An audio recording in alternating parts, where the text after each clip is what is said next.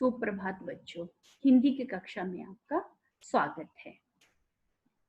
उम्मीद करती हूँ कि आप सब स्वस्थ और सुरक्षित होंगे।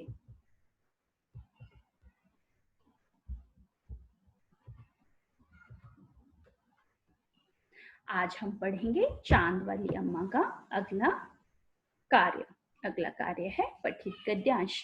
पठित गद्यांश पढ़ने से पहले हम जानेंगे शिक्षण उद्देश्य। छात्रों की बौद्धिक क्षमता का विकास करना, चिंतन शक्ति व लेखन कला को विकसित करना। शिक्षण परिणाम है छात्र प्रश्नों के उत्तर अपने शब्दों में लिख सकेंगे। छात्रों में लेखन के प्रति रुचि जागृत होगी। पठित गद्यांश। पठित गद्यांश का अर्थ है पठित अर्थात जिसे पूर्व में पढ़ा हो, यानी कि पहले पढ़ा हो।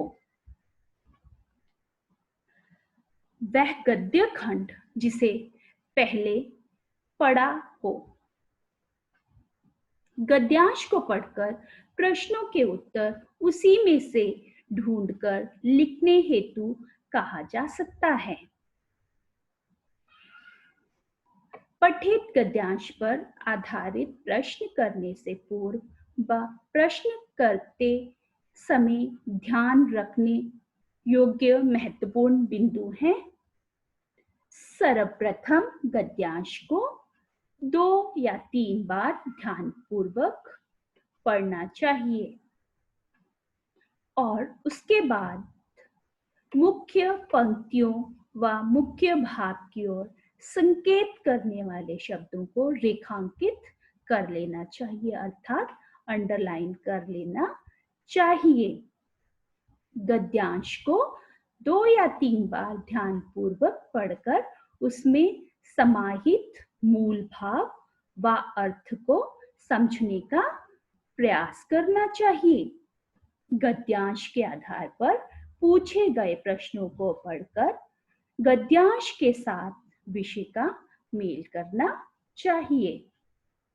प्रश्नों के उत्तर छोटे छोटे वाक्यों में व गद्यांश पर आधारित होने चाहिए। प्रश्नों के उत्तर गद्यांश में समाहित विषय को ध्यान में रखकर अपनी भाषा में दिए जाने चाहिए।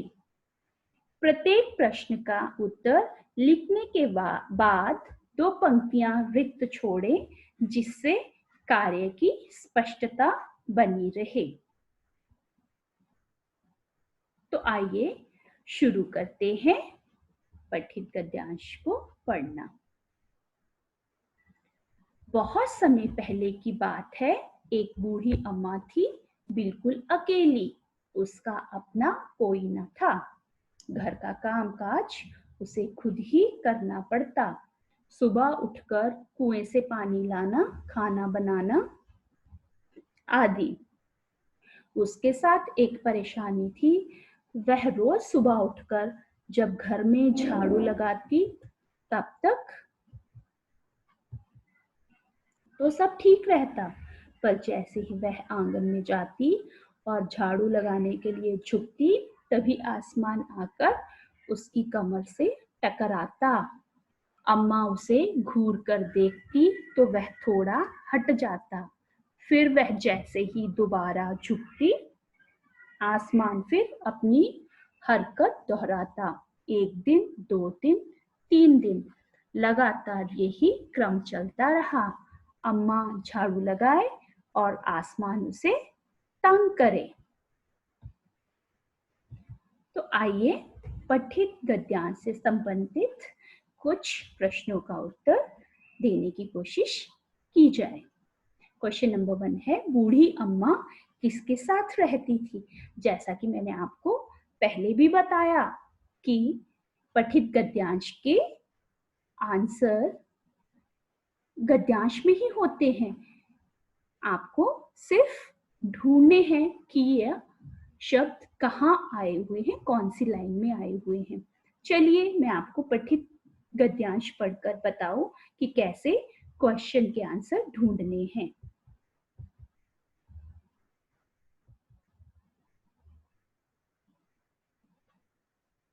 बहुत समय पहले की बात है, एक बूढ़ी अम्मा थी, बिल्कुल अकेली। हमारा क्वेश्चन है, बूढ़ी अम्मा किसके साथ रहती थी? तो आंसर होगा, बूढ़ी अम्मा बिल्कुल अकेली रहती थी।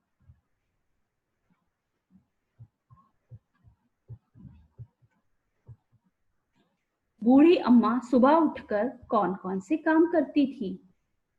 चलिए एक बार फिर मैं आपको बताती हूँ कि कैसे आंसर ढूंढना है।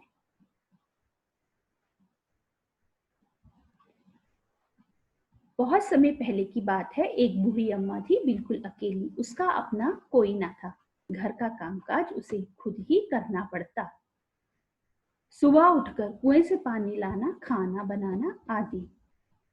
इस लाइन को आप अंडरलाइन कर लो, रेखांकित कर लो। उसके साथ एक परेशानी थी, वह रोज सुबह उठकर जब घर में झाड़ू लगाती। अर्थात हमारा क्वेश्चन है, बूढ़ी अम्मा सुबह उठकर कौन कौन से काम करती? तो इसका आंसर है, जैसा कि क्वेश्चन पूछा है, शुरुआत भी वैसे ही करनी है। बूढ़ी अम्मा सुबह उठकर कुएं से पानी लाना, खाना बनाना, झाड़ू लगाना इत्यादि काम करती थी।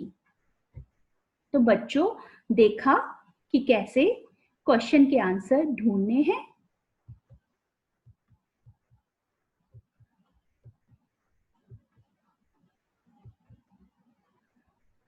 क्वेश्चन नंबर 3 है, अम्मा को कौन परेशान करता था? बिल्कुल सही पहचाना बच्चों, अम्मा को आसमान परेशान करता था। क्वेश्चन नंबर 4, गद्यांश में से 2 संज्ञा शब्द लिखो।